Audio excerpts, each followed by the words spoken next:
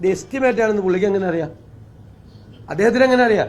അല്ല, സർക്കാരിന് ഉത്തരവാദിത്വം ഇല്ല എന്ന് പറഞ്ഞിട്ട് ഗോവിന്ദൻ മാഷ് പിന്നെ എന്തിനാണ് ഇതിനെ പ്രതിരോധിക്കുന്നത്?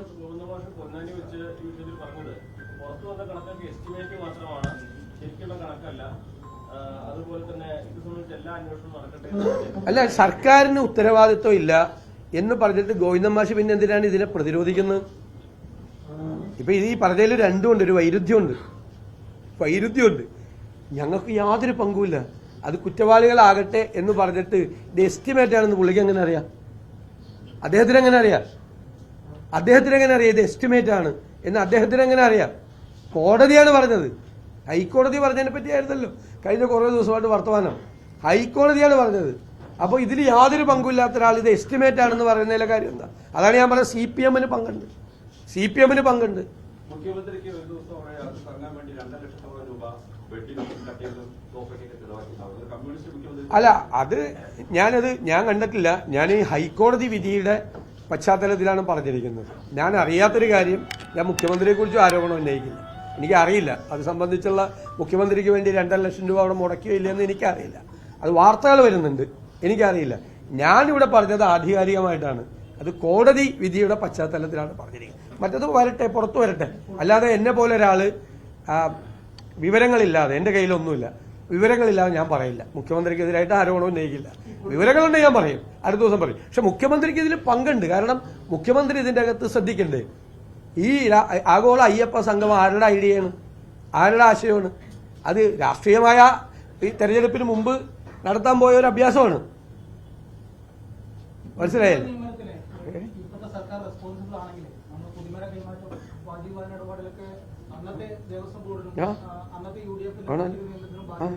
അന്നത്തെ ഹൈക്കോടതി കേൾപ്പിച്ചുതരാം.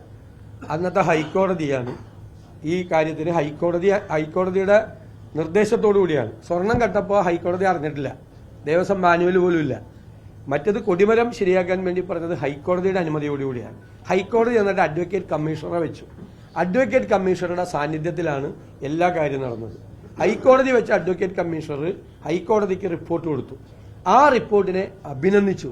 ഹൈക്കോടതി അവിടെ നടന്ന കാര്യങ്ങളെയും, ദേവസ്വം ബെഞ്ചാണ് അന്നത്തെ, അവിടെ നടന്ന കാര്യങ്ങളെയും ഈ ഹൈക്കോടതി വെച്ച അഡ്വക്കേറ്റ് കമ്മീഷനെയും അനുമോദിച്ചുകൊണ്ടുള്ള ജഡ്ജ്മെന്റ് ഉണ്ട് ഹൈക്കോടതിയുടെ, കൃത്യമായിട്ടുണ്ട്.